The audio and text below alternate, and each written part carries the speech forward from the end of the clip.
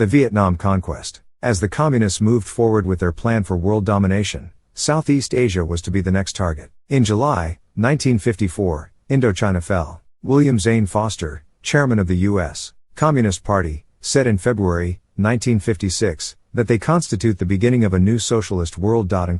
They moved on to Vietnam, where the U.S. was pulled into a conflict, which was to become the longest in U.S. history. American intervention actually began in 1954 with economic and technical assistance, after the Geneva Accords ended the Indo-Chinese War. Kennedy increased the military budget, and escalated the war just for the purposes of impressing the Russians after being embarrassed and humiliated by the failed Bay of Pigs invasion of Cuba. Later, Kennedy planned to begin scaling back. Vietnam escalated into a major war by 1964, with casualties peaking in 1969. In 1964, with a possibility that ultra-conservative Barry Goldwater might win the presidency, a coalition of liberal forces, under the guidance of Illuminati advisors, worked for the election of former Vice President Lyndon B. Johnson, who had taken over after Kennedy's assassination in 1963. Johnson was urged to pursue peace at any price, but the Illuminati didn't want peace, and Johnson further escalated the war. At the height of the war, there were about 543,000 American soldiers in Vietnam. On July 25, 1965, President Johnson told an American television audience that the military buildup was to administer death and desolation to the communists, yet he made agreements to provide the Soviet Union,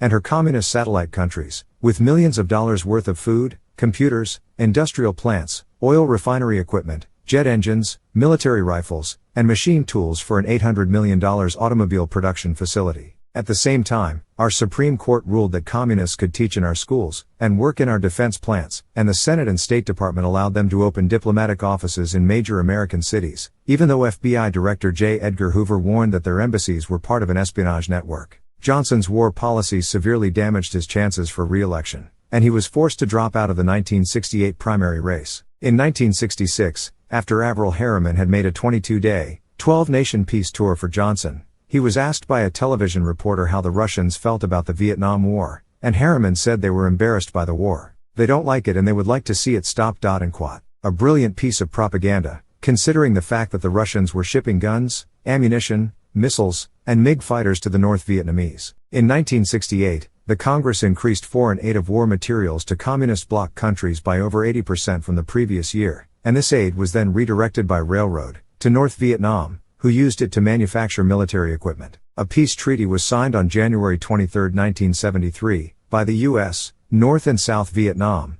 and the Viet Cong, National Liberation Front, later referred to as the Provisional Revolutionary Government. The treaty specified that the Viet Cong was to have equal recognition with the South Vietnamese capital of Saigon. Thieu agreed to sign after Nixon and Kissinger promised that the U.S. would respond vigorously to any communist violations of the agreement. The ceasefire didn't hold, and after the American pullout, which left over $5 billion worth of military equipment, the communists were given a free hand in Southeast Asia. On April 30, 1975, the government of South Vietnam fell to the communist regime, and on July 2, 1976, the country of Vietnam was officially unified as a communist state. It is estimated that 57,000 Americans died during the Vietnam conflict. The Cuban cover UP Fulgencio Batista, in 1934, had overthrown the government of Cuba, which hampered the social reform that had been begun by 4 separate presidents. In 1952, he established a dictatorship. Fidel Castro, who had become a communist in 1947, during his second year in law school, and Argentinian revolutionary Ernesto Guevara, rebuilt the guerrilla forces that Castro had used in an unsuccessful revolt in 1953, in which Castro had been captured and arrested, but later paroled. With financial backing from Russia, Castro bribed many military leaders. He got a substantial amount of support from the intellectual and working class, who knew nothing of his communist intentions. In April 1957, Herbert L. Matthews, a correspondent for the New York Times and CFR member, interviewed Castro at his mountain retreat, for 3 successive front-page articles. He compared Castro to Lincoln, and presented him as a peasant patriot, a strong anti-communist, a Robin Hood, and a defender of the people. Earlier, in a February 25, 1957 article, Matthews reported, "There is no communism to speak of in Fidel Castro's movement." On CBS TV, Edward R. Murrow portrayed him as a national hero. President Kennedy in a speech compared him to South American patriot Simon Bolivar. Ed Sullivan interviewed Castro for a film clip, which was seen by about 30 million people, in which he said, "The people of the United States have great admiration for you and your men because you are in the real American spirit of George Washington." He retracted the statement 18 months later, but it was too late. In 1958, in an interview with Jules Dubois, Castro said, "I have never been nor am I a communist. The American ambassador to Cuba declared that Batista was no longer supported by the American government, and that he should leave. Roy Robitom, the Assistant Secretary for Latin American Affairs, said in December, 1958, there was no evidence of any organized communist elements within the Castro movement or that Senor Castro himself was under communist influence. In April, 1959, Castro visited the U.S., and the State Department welcomed him as a distinguished leader. A member of the intelligence section of the Cuban Army hand-carried Castro's dossier to Washington in 1957, delivering it to Allen Dulles, head of the CIA, which revealed that Castro was a communist. Dulles buried the file. In July, 1959, Major Pedro Diaz-Lanz, of the Cuban Air Force, toured the United States, and revealed that he had first-hand knowledge that Castro was a communist. This fact, for the most part, was kept out of the media. The truth of the matter was that the State Department was purposely covering up Castro's communist connections, the fact that his supporters were trained by Russia, and that he was carrying out a communist revolution. Arthur Gardner, the American ambassador to Cuba, referred to Castro as a communist terrorist, and he was replaced by Earl E. T. Smith, who, instead of being briefed by Gardner, was briefed by Herbert Matthews. A Senate committee investigation of William A. Wieland, who in 1957 became the State Department's Caribbean representative, said that he regularly disregarded, sidetracked or denounced FBI, State Department and military intelligence sources which branded Castro as a communist. Robert Hill, ambassador to Mexico, said under oath in a Senate hearing, individuals in the State Department, and individuals in the New York Times, put Castro in power. These individuals included Robert McNamara, Theodore C. Sorensen, Arthur M. Schlesinger Jr., Roy Robitom, McGeorge Bundy, J. William Fulbright, and Roger Hilsman. After being asked to abdicate, by Eisenhower, Batista left office on December 31, 1958, and Castro took control of the country in January, 1959. Later that year, he addressed a meeting of the CFR at their New York headquarters. Soon, Castro revealed his alliance with Russia, nationalized all business and industry. On October 20, 1960, Kennedy said, "We must attempt to strengthen the non-Batista democratic anti-Castro forces in exile, and in Cuba itself who offer eventual hope of overthrowing Castro." After the U.S. broke diplomatic ties with Cuba on January 3, 1961, an invasion force was organized, financed, and trained in Florida and Guatemala, by the State Department and the Central Intelligence Agency, who recruited from the thousands of Cubans who had fled to the U.S. to get away from Castro. On April 17, 1961, an anti-Castro force of 1,400 landed at the Bay of Pigs in Cuba to begin the invasion. Within striking distance were 2 U.S. carriers, 5 World War II Liberty ships, and other support vessels, whose decks were loaded with planes. About 500 miles away, a group of B-26s waited. Kennedy had promised air support, but it never came. Years later, after it was revealed that both John and Bobby Kennedy had sexual relationships with Marilyn Monroe, it was reported that she had threatened to expose them, and referred to her diary of secrets.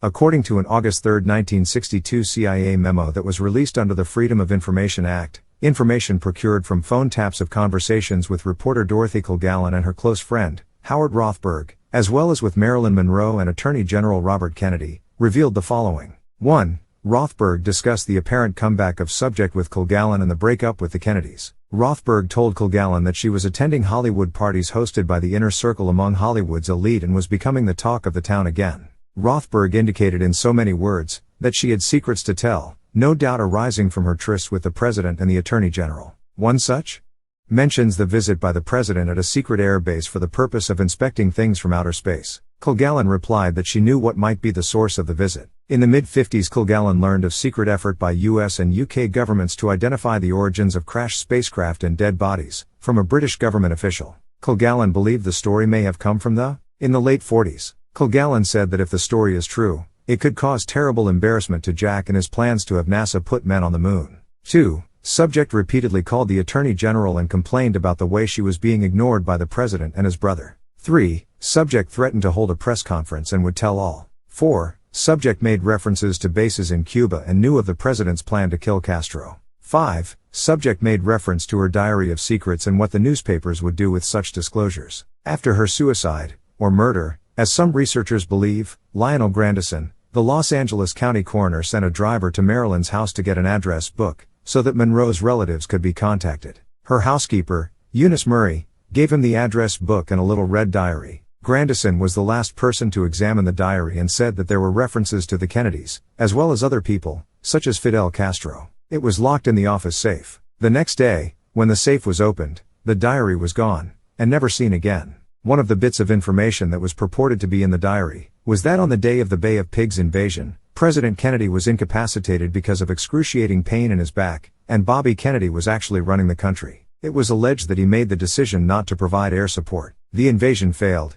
because it was not able to launch the attack at the alternate site, which had an airfield nearby and was more suitable for the unloading of troops and supplies. Plus, there were nearby mountains to hide in. Besides the fact that the U.S. didn't provide the needed air support, it wasn't even a surprise attack, because the New York Times carried an article on January 10, 1961 with this headline: U.S. helps train anti-Castro force at secret Guatemalan air-ground base. Thus, the complete communist domination of Cuba was ensured. Russia, in May of 1962, realizing the potential of Cuba's location, tried to build missile sites on the island, but the U.S., considering them to be a threat to our national security, threatened Russia with possible military action if they weren't removed. After a blockade was imposed, the missiles were removed. However, the Soviets were still able to bolster the Cuban military by providing advisors, troops, aircraft, submarines, and military bases. There are some researchers who believe that there were never any missiles on the island. The objects identified as missiles in government photos were no larger than pencil dots, and it was impossible to concretely label them as ballistic missiles. It is believed that the incident was created by the Russians, and that empty crates were removed from Cuba, in exchange for an agreement by the United States to remove missiles from Russia's borders, and for a guarantee that the U.S. would not support an anti-Castro invasion. According to The Nuclear Deception, Nikita Khrushchev and the Cuban Missile Crisis, Spook Books, 2002, an imprint of Intelli Books, by Servando Gonzalez, who was a political officer in the Cuban army at the time. The presence of missiles in Cuba was never proven. The CIA maintained that there were never nuclear warheads in Cuba, and American planes flying over missile sites and Soviet ships had never detected any radiation. In a 1996 article called Fidel Castro, Supermole, Gonzalez said that Cuba had turned into an economic embarrassment. He wrote, Cuba, which was intended to be a showcase of the Soviet model of development in America, was in fact quickly turning into a showcase of Soviet inefficiency, mainly due to the Cuban leaders' inability, and the propagation of Fidel's heretical ideas. Because Castro was perceived as being unpredictable, volatile, undisciplined, he was being blamed for the Soviets' failure in Cuba, and Khrushchev decided he had to cut his losses and withdraw from the country. However, leaving voluntarily would give the impression that they were admitting failure, so the scheme was hatched to get rid of Castro as a result of American aggression. Initially, an uprising was planned that would have unseated Castro and replaced him with Aníbal Escalante, a trusted party ally. However, Castro discovered the plan and neutralized it by expelling the ringleader, Soviet ambassador Mikhailovich Kudryavtsev. A frustrated Khrushchev then hit on the idea of provoking Kennedy to invade Cuba. The idea was that Castro would be overthrown, and when no missiles would be found, the American government would be embarrassed. According to Gonzalez, Khrushchev's carefully conceived plans had not counted on the unexpected and apparently irrational behavior of President Kennedy. Gonzalez writes, finally, Soviet developments in Cuba were so blatant and political pressures in the U.S. so strong, that Kennedy was forced to act. But, when he announced the blockade of the island, he unexpectedly stated that the American actions were not directed against Cuba, but against the Soviet Union. Kennedy's behavior was so surprising that Khrushchev was caught completely off balance and panicked before the possibility of a nuclear confrontation which he had not anticipated and for which he was not prepared. Fortunately for the world, Khrushchev was enough of a political realist to recognize when a gambit had been lost. Khrushchev never understood why Kennedy had acted in such an irrational and foolish way, by not attacking Cuba and, thereby, allowing Castro to stay in power. On December 2, 1961, Castro proclaimed, I've been a communist since my teens. On December 11, 1963, the New York Times printed one of President Kennedy's last interviews, in which he said, I think we have spawned, constructed, entirely fabricated without knowing it, the Castro movement. In 1979, the New York Times published a letter from the former U.S. ambassador to Cuba, Earl E.T. Smith, in which he said, Castro could not have seized power in Cuba without the aid of the United States. American government agencies and the United States press played a major role in bringing Castro to power. The State Department consistently intervened to bring about the downfall of Batiste, thereby making it possible for Fidel Castro to take over the government of Cuba.